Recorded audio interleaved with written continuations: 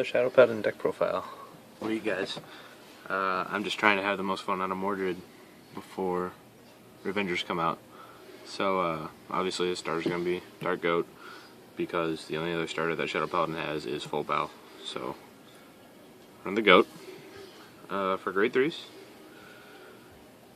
it's going to be 4 Mordred. Break Red, obviously I've already said I love him before. He's a really good Break Red, and he allows you to make a lot of tech choices in your build. A lot of 2-ofs in this,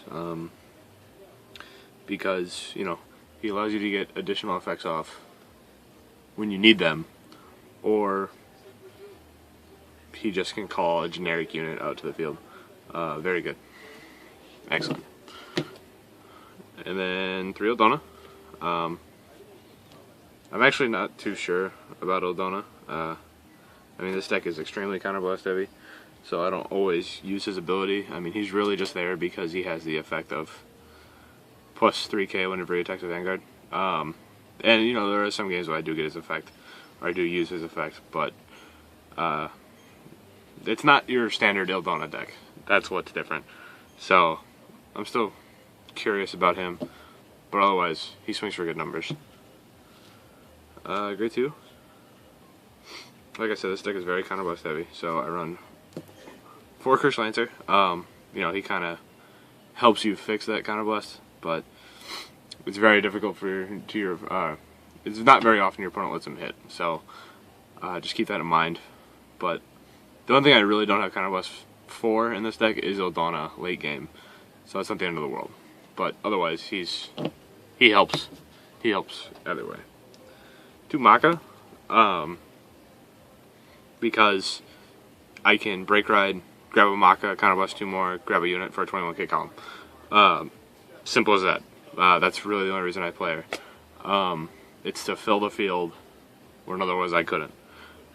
She's not. I mean, Maka is a good card either way. As long as you can run Sharon, Maka is a good card. Being able to hit 16 and get a +1 is really good, and deck thin. So yeah, Maka all around good unit, but she's even better with Mordred because she becomes a 21k column. Next grade 2 is 2 Nemain. Nemain, also a very good unit. Counterblast 1, discard a card, draw 2. She's 3k, never had a rider yet. As soon as I do, I'll probably be angry at her. But, I mean, she's a solid +1. If you grab her with Mordred, she swings for 8k. Behind it, Charon behind her, that swings for 16. So, I mean, Mordred allows her to hit for a good number. And if you pretty much have everything you need, and you just want to, like, thin out your hand, Nemain's a good call with Mordred. Otherwise, she's just a good card to play early mid-game, even late game, because she has a solid skill. And then 2 Blaster Dark Spirit. He's another thing to call from Mordred. Really the only way to get him off in Shadow Paladin right now, other than like Badab Ka, something ridiculous like that. But yeah, counterblast 1, kill a grade 2 or lower in the front row of your opponents. I keep him at 2 because he is fragile, and I like to keep my units on the field if I can, not have them die to a draw trigger. But he's there because 1, he's 10k, so he's solid base. You know, he's still a tank. He's still a defensive ride. He can kill something if I need to, and he's there as tech, pretty essentially.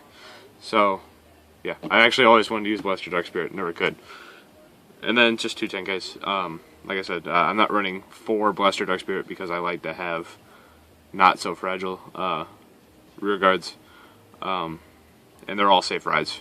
So that's the only reason these aren't Blaster Dark Spirits. Grade 1s. You know, grade 1s are pretty standard for non-Revenger, non-ride chain Shadow Paladins, right now anyway. 4 Charon. Charon, safe ride. Allows Mordred and Illdona to hit 21, so you're hitting those numbers all game. And is an excellent call with Maka to hit a 16k column. She also allows Nemain to hit 11. So yeah, Charon's almost a must in this deck. To Imagineyourgoddess. Drop and draw. I mean, you just need to be able to get through your deck to get to your answers as soon as possible. I can't tell you how many times I've had a bad draw in Shadow Paladin. So, Imagineyourgoddess, can't help me. I actually prefer her more in a Dictator build, but I'm a little lost on what I would run. I could run the 10k booster that came in the trial deck for Revengers. However, since I'm not using Illdonna's skill too much and I'm actually focusing more on filling the field, that wouldn't help me out too much. So I just opted for Imagineyourgoddess just in case, turn 1 I can fix my hand, or if I have an empty column I can still fix my hand. So since there isn't a generic, 10k attacker for Shadow Paladin, I'm running Qoheleth. Qoheleth is just an offensive grade 1 that swings for 9k when he attacks a Vanguard. Simple as that. It's very common that when I go second I can ride a Charon, move Dark Goat to a column outside, from behind, not behind the Vanguard, and call him to the front to swing for 13 as well, which will hit any grade 1 Vanguard for a good number.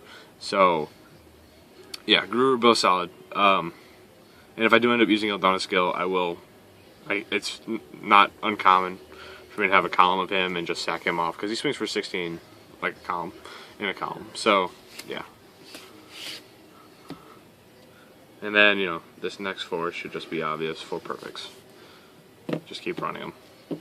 The only reason you're not going to run perfects is if you're running Quintet Walls. So for triggers, it is a total of 7 crit. I'm actually not too sure about this lineup in this deck. This deck it feels like it needs that push. So I might bump this up to 8. It doesn't seem like it's that big of a deal bumping up an extra critical, but it kind of is.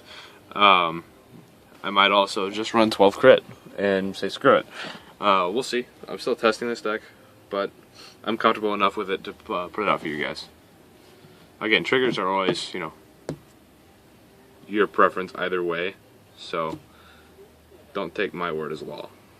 So if I'm running the 7 crit, I'm running the 5 draw. Yeah. Same reason I always do. I mean, if you guys have watched the videos before, you know why I do it. It feels like you hit more draw triggers, and it doesn't feel like you hit less criticals. But this deck already has a decent amount of draw power. Or a decent amount of advantage engines, I should say. Not so much draw power, but it has ways of getting units to a field at no cost to your hand. So I'm thinking about bumping them down for extra criticals. We'll see. And then for heals. Yeah, standard. But yeah, that's the Illdona-Mordred deck. If I can, I'm still debating on what I want to do about Illdona. Like I said, he's there because he can hit 21. But if you don't break rise, obviously you miss out on a lot. I mean, the deck does all right when you don't break ride, but the break ride really does fuel everything. I might, drop 1 Illdona for a Dark Dictator, something like that. See, the problem I have with the Dark Dictator build with Mordred is if you definitely don't break ride. If you ride Dark Dictator early, it's almost wasted. So, I mean, you can opt not to use this skill, which is fine, but then you have to draw into another one and then ride him and then push for game, and it kind of throws your whole game off, in my opinion. So I'm still thinking about what I could do for there. This is filmed right before the pre-release happens for set 12. I'm pretty sure Ash has got a kit video coming out when that happens. Maybe 1 or 2. After that, expect more match videos, and then set 12 happens. Set 12, big plans, as you all know. And then we'll talk to you then. Take care, guys.